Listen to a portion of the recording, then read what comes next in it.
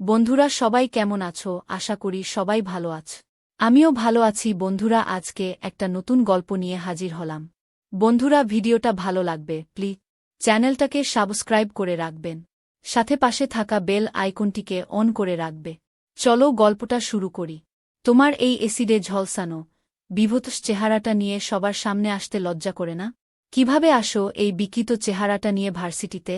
শ্রুতি তাড়াহুড়ো করে ভার্সিটিতে প্রবেশ করার সময় হুট করে একটা মেয়ে তার সামনে এসে এসব কথা বলতে শুরু করে। শ্রুতি শকট হয়ে গেল একটা শোনার সাথে সাথে।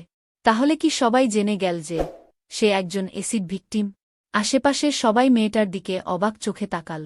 পাশ থেকে একজন মেয়েটাকে জিজ্ঞেস করল, কিন্তু আনহা, তুমি কিভাবে জানলে যে এ মেয়েটার চেহারা ঝলসানো? আনহা নামের মেয়েটা মুখ বাঁকিয়ে বলল, দুদিন আগে ওয়াশরুমে দেখেছিলাম।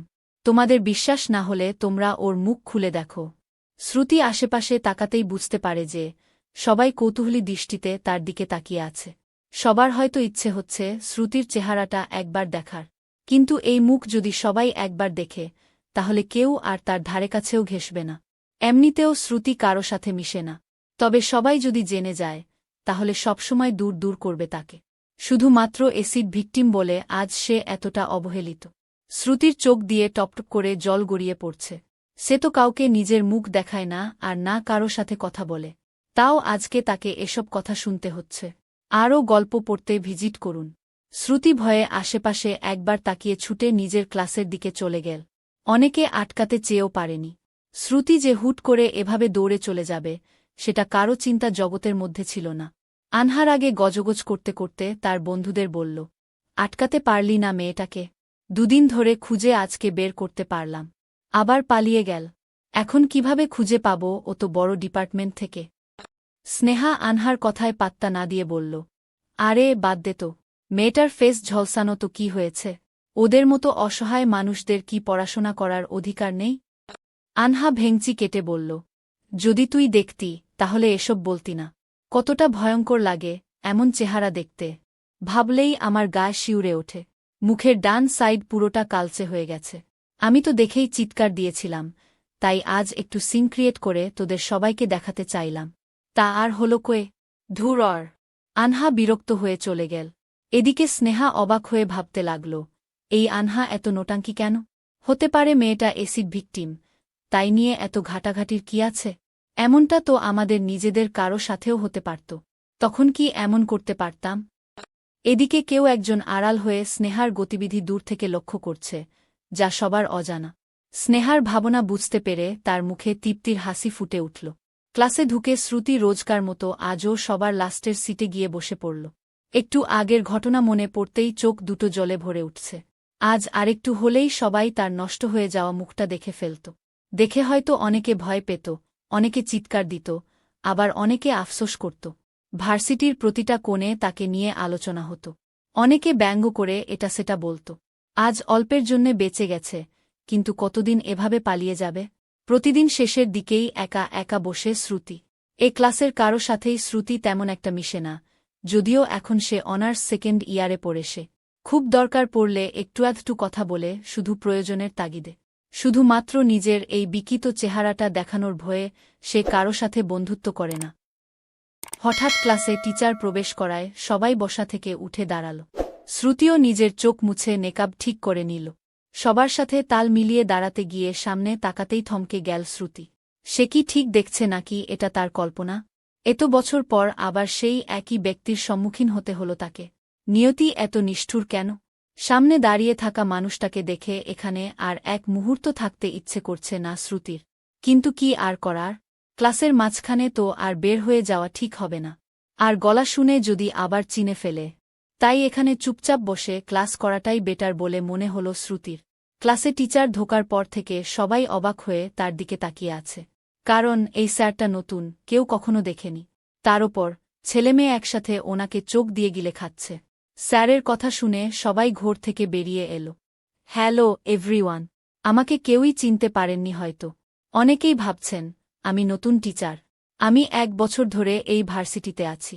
আমার নাম আরহাম খান আভাস। আমি আগে উইকেন্ডে ক্লাস নিতাম, এখন ফুল টাইমেও নেব।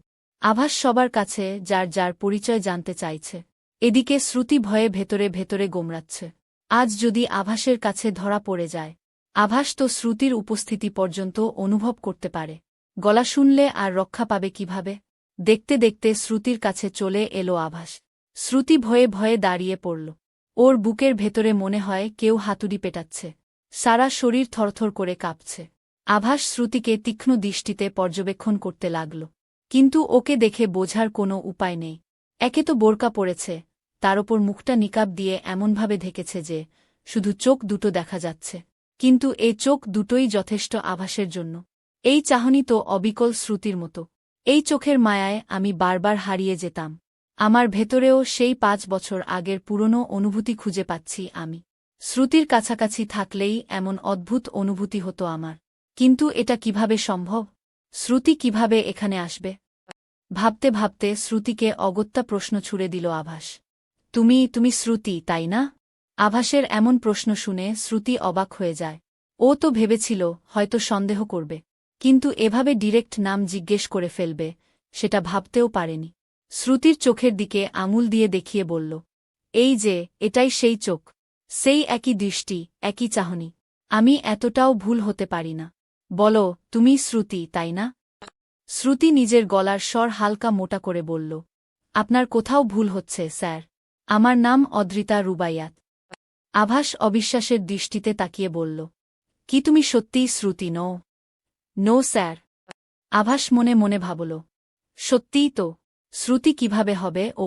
আর ওর গলাটাও তো আলাদা লাগছে। কিন্তু আমি কি করে ভুল হয়ে? আমার ওকে চিনতে ভুল হল। আচ্ছা, সিট ডাউন। হয়তো আমারই ভুল। বলেই সামনে চলে গেল আভাস। আভাস ক্লাস নিচ্ছে ঠিকই, কিন্তু সবদিক থেকেই তাকে শ্রুতির ভাবনা ঘিরে রেখেছে। সেই অতীতের স্মৃতিগুলো আজ তার ভেতরটায় বড্ড নাড়া দিচ্ছে। কোনো রকমে ক্লাস শেষ করে বেরিয়ে এলো আভাস।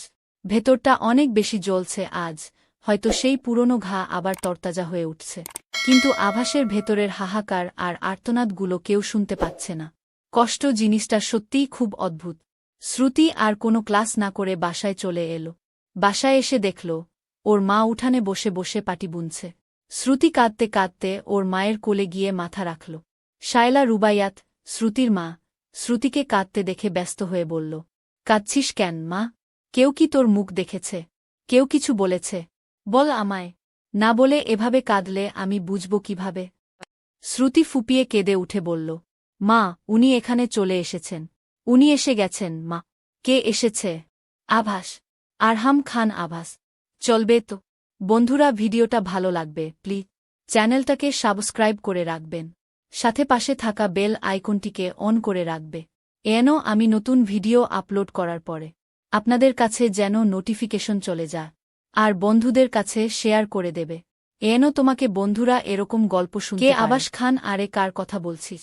যেই লোকটা আমাকে এসিড মেরেছিল সেই লোক।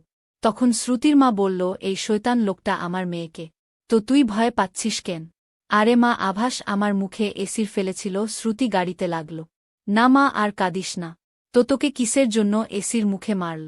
মা, আমি যখন স্কুলে যেতাম তখন সে আমাকে দূরে থেকে দেখত।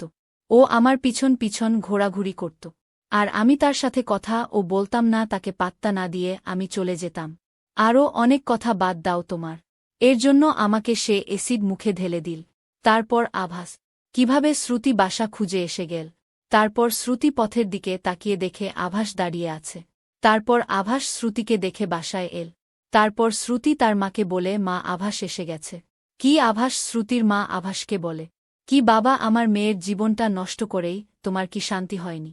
তখনই আভাস বলে, আপনাদের কোথায় ভুল হয়েছে? কি ভুল হয়েছে? আচ্ছা বলতো, আমার মেয়েকে এসিড মেরে শান্তি পাচ্ছ না? তখন আভাস বলল, আরে না, আমি এসিড মারি নাই। তখন শ্রুতি বলল, তুই আমার মুখে এসিড মারলি আবার বলতেছ আমি মারেনি, তোকে মেরেছে। সত্যি শ্রুতি, বিশ্বাস করো, আমি তোমার মুখে এসিড চুরে মারি নাই।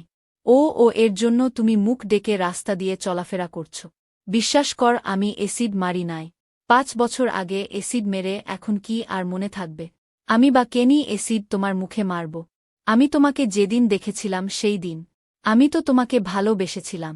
আর আমি তোমার সাথে কথা বলতে চেয়েছিলাম। তুমি আমার কোথায় শোনো নাই?